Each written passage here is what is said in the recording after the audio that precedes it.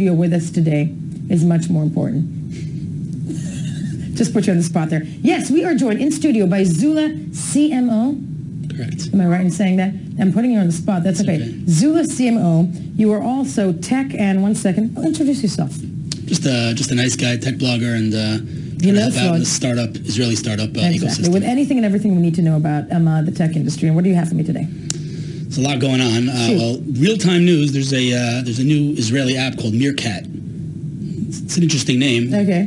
Which enables you to live stream yourself video over Twitter. I actually just did a nice tour of the studio here to my Twitter followers. And the truth is, it's an Israeli company called Yevo that was funded by i24VC, one of the top investors in Israel, and they repositioned the company. They released an app called Air.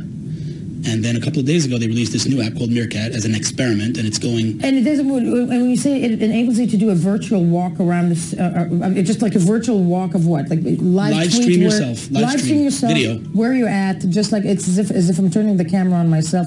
What's the difference between that and, let's say, Skyping yourself, or it's something, what makes it easier? This isn't a two-way conversation. This is, I'm live streaming and people are watching. If anybody's interested in following you and watching you, you can live stream yourself. I mean, there are other apps that do it. There are many apps that do it. There's Ustream. There's many things that do it. No, very much. But basically, you're live streaming yourself. I'm turning to the other journalist in the studio. That's you, Avbolovich. That means everybody's a reporter now. Exactly. Doesn't it? Yeah. Exactly. Everybody's a reporter. Exactly. Now. And what's unique about it... They took that away from us as well. Exactly. Okay. What's unique about it is it's a deep integration with Twitter. So as I'm sure you know, Twitter lets, a lot of things have gone pretty viral over the years on Twitter, and so this is going really viral. And how much of a run for their money is this Israeli startup giving other startups? I mean, what's unique about this? It literally launched on Friday, and all the tech elite in Silicon Valley are using it. Everyone's talking about it. The biggest sites, everyone. So they're a pretty big company, and again, $105 million is... That's yeah. Nobody ever gives that to us, ever. Yeah. Other news, obviously, Tim Cook was here last week, the CEO of Apple, a company that's worth now, I think, $775 billion. Tim Cook was here. Why was he here? So he's here to open up an R&D center in Israel, which, again, it's already become a cliche, but, I mean, it's just truly unbelievable that... When was he here, by the way? I'm just wondering out loud. Last week. Last week, Tim Cook, okay. End of the week. And it's... we're a small little country, again, the size of New Jersey, and we have Microsoft and Yahoo and AOL and Apple and everybody's, and Chemi Perez from Patango met with Tim Cook, and it was reported that he said that Tim Cook told him that he's looking for someone to represent him to Apple in Israel. And again, it's truly remarkable that such a huge companies were even on their radar. What is an R&D center? Pardon my complete... Research and development. You know that?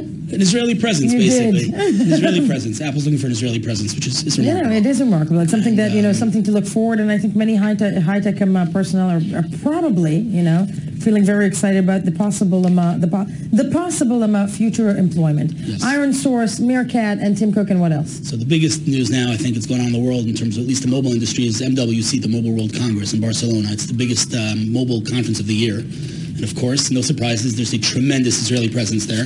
I think 140 Israeli companies are there presenting, which, again, you can't say that without acknowledging how small a country we are and how strong of a presence we have. High-tech nation in many ways. Startup nation. It's unbelievable, truly unbelievable. But it really is, it's kind of shifting from startup nation to become, scale-up nation or other names that people have given it, which really big companies. Again, Iron Source is a perfect example. A couple of weeks ago, we had billions and billions of dollars of transactions in 1 month.